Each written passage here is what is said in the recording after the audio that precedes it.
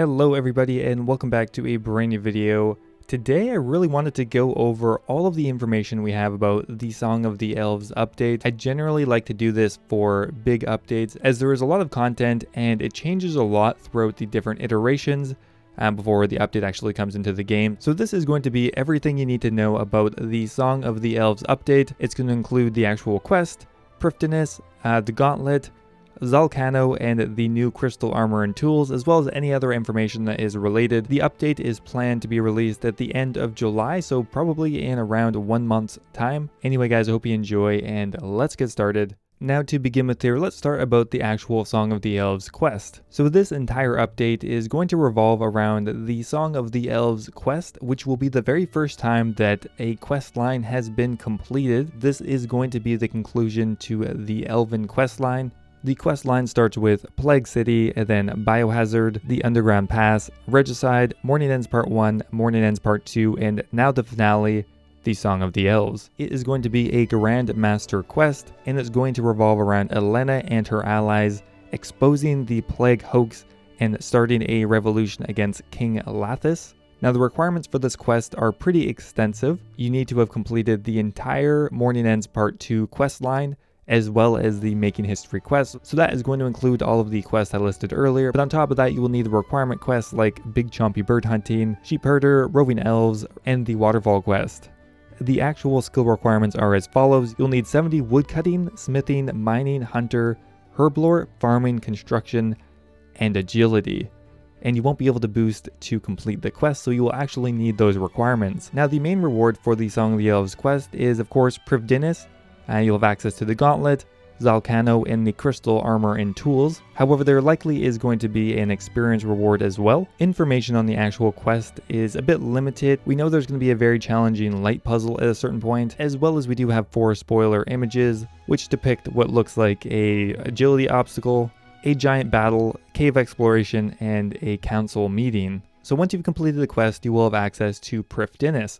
So Prifddinas is home to 2 of the major pieces of content, the skilling boss Zalcano and the Gauntlet. However, there are quite a few other minor unlocks just for completing the Song of the Elves quest. Now I'm only going to be talking about things that ended up passing the poll, which is almost everything. There's only a few things that didn't end up passing. So first up here we have the Prifddinas agility course. Once you have completed the Song of the Elves quest, they're going to offer you the chance to try out their new agility course. The course will require 75 agility and offer approximately 56k agility experience an hour at level 90.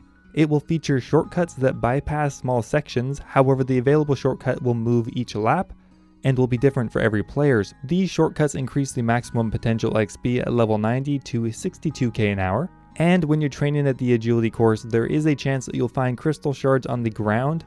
It'll be a low rate of around 8 per hour. And they also show a quick mock-up of what the agility course will look like. There are 8 different obstacles, but 4 different potential shortcuts. This will make the method less AFK, as you'll always be needing to pay attention. We're also going to get a new Slayer dungeon called Iorwerth's Dungeon. Once you've completed Song of the Elves, you get access to the Elite Training Dungeon, and Konar will assign tasks in the Iorwerth's Dungeon. Creatures within this dungeon will have a small chance of dropping crystal shards, and there will be quite a few different high-level creatures. There will be 9 Dark Beasts, 12 Kurasks, 9 Necrils, 9 Bloodvelds, 12 Water Fiends, and 6 Moss Giants. Next up here, we're going to have the new Crystal Tree. This is going to be an awesome new way to obtain crystal shards, except through farming. To plant a tree, you're going to require a crystal acorn and 74 farming. Crystal acorns are not going to be tradable, but you can get one by exchanging crystal seeds with one of the local farmers. The tree will take roughly 8 hours to grow and cannot become diseased or die. Once it is fully grown, you can harvest it with an axe and it'll grant you crystal shards and the occasional bird nest. And on top of that, you're going to get 13.2k farming experience when harvested. Next up here we have the Enhanced Crystal Chest. This chest will be exclusive to Prifddinas, and to open it you're going to need an Enhanced Crystal Key. To get one of these you're going to need a regular crystal key and 10 crystal shards, and you will need actually 80 smithing and crafting to combine them together. However, if you don't have that requirement, you can actually pay a nearby elf to make it for you. Similar to the Taverley chest, you're always going to get a Dragonstone. However, the general loot is going to be much more valuable as it has a much higher requirement to make and use. Prifddinas is also going to be home to a brand new POH portal. To move your house here, you're going to require Song of the Elves, 70 construction, and 50,000 coins. On top of that, there will be teak trees and mahogany trees. There's going to be 3 teak trees and 2 mahogany trees. There is also going to be a new sawmill. The sawmill is going to be further away than the one in the woodcutting guild. And there's also going to be a brand new type of mining rock called soft clay rocks. They work the exact same way that clay rocks, but instead of giving regular clay, they're going to give you soft clay instead. If you wear a bracelet of clay while mining, it'll give you 2 soft clay instead of 1 as well. To mine these, you're going to require 70 mining. With the new update, there's going to be an infinite teleport crystal. This item is actually going to be tradable. However, you will need to complete the quest to use it. Now, the only way to obtain it is by pickpocketing elves. They'll have a very rare chance of dropping the infinite teleport crystal. Now, next up here, we have divine potions. Now, this is one of the rare occurrences where not everything passed. Interestingly enough, some of the divine potions passed and not others. We are going to receive divine potions. However, you're not going to be able to add it to the bastion potion or the battle mage potion. Now, a divine potion is simply an upgrade to a regular type of potion. You'll be able to use it on super attack potions, super strength potions, super defense potions, ranging potions, magic potions, and super combat potions. And essentially what it does is it will boost you up to the exact same level. However, for a full 5 minutes, you will not drop below that. For example, if your strength level is 99, use the divine potion, it will boost you to 118, and for 5 minutes, you will stay at 118. And at 5 minutes and 1 second, you'll drop back down to 99. It's similar to how the overload potion works in Nightmare Zone. However, there is one drawback. Whenever you drink one, you will take 10 hit points of damage, and you will not recover that after the potion expires. Now, to make these, you simply just need to grind up some crystal shards into crystal dust, and then you add that to a potion. The herblore experience is going to be negligible, but the potions themselves are going to be extremely useful, and they are going to be tradable. And the last minor addition to Prifddinas is the crystal implings. After you've completed the quest, they'll offer you a chance to catch a rare crystal impling. It will occasionally spawn in Prifddinas and requires 80 hunter to catch with a butterfly net, or 90 barehanded. They're going to have their own loot table, and it will be elven themed. However, one of the unique rewards is going to be the elven signet. The elven signet is a new tradable ring that when worn offers a 5% chance to not use a charge when using some of the new crystal items, the crystal armor, tools, and weapons, which we'll get to in a minute. So that is it for all the minor content related to Prifddinas. So now let's move on to some of the major additions. The first major piece of content in Prifddinas is going to be the skilling boss Zalcano. Zalcano is not going to be a new training method, and it will only grant a token amount of experience. The experience per hour from fighting Zalcano should be no more than 1,000 in smithing, runecrafting, and maybe 5,000 in mining. This is a very good hint as to what types of skills you're going to be using, most likely mining, of course, runecrafting, and smithing. Besides having access to Prifddinas, there are no additional requirements to fight Zalcano. Zalcano's attacks will be powerful and will not scale for lower levels, so high hit points is also going to be recommended. You'll be able to fight Zalcano both solo and in a group. So that is pretty much all we know about the actual boss fight. However, there's quite a bit of information about the new rewards. The main reward from Zalcano is the crystal tools. Zalcano will drop crystal tool seeds, and you can combine them with crystal shards to create 3 new pieces of equipment. I'm not sure if I mentioned earlier, but crystal shards are going to be obtained throughout Prifddinas by completing a variety of different tasks. From Zalcano, you can expect to get around 50 per hour. The 3 new tools are the crystal pickaxe, the crystal axe, and the crystal harpoon, and each one is made by combining a crystal tool seed drop from Zalcano and 120 crystal shards, as well as the corresponding piece of dragon equipment.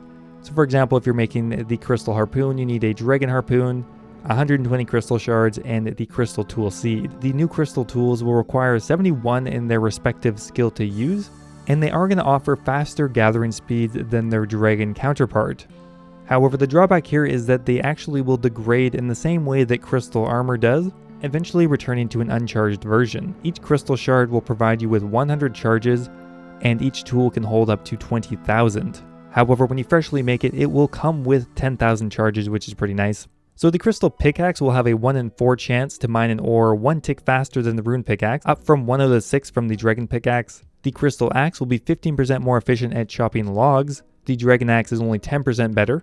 The crystal harpoon will have a 35% faster catch rate when fishing at a harpoon fishing spot, which is up from 20% from the dragon harpoon. And last up here, crystal tools are untradeable and can only be made in Prifddinas, which means you do require the Song of the Elves quest to use them. The last piece of major content in Prifddinas is the Gauntlet. The Gauntlet is a solo PvM minigame that will push your skills to the limit. You will not be able to bring any of your own items into the Gauntlet. Instead, you will be given a limited amount of time to explore the area and search for resources.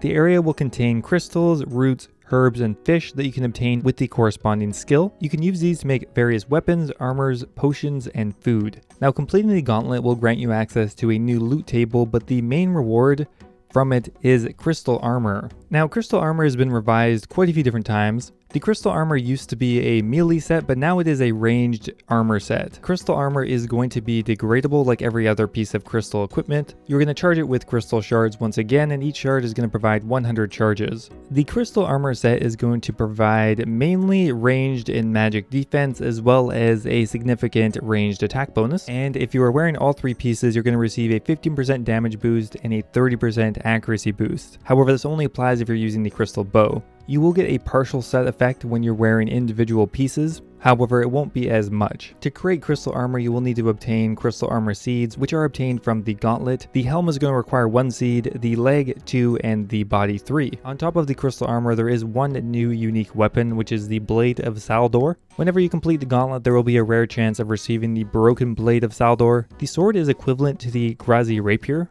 However, it will degrade like every other piece of crystal equipment. Each crystal shard will be worth 25 charges, and it can be charged up to a limit of 2,500. Now, there was to be a special attack on the new blade, however it didn't end up passing the poll, so either there is going to be none or they're going to make a new one. And that is pretty much everything you need to know about the new Song of the Elves update. I'm sure there's a few things I missed. There was a lot of information that kept changing out there. But once again, we should be looking for this update sometime in late July. I'm sure things will change between now and then, but I thought I would get it out there as there is a vast amount of information even now. Anyway guys, I hope you enjoyed the video. If you found it useful, I'd appreciate it if you left a like, and I will see you next time.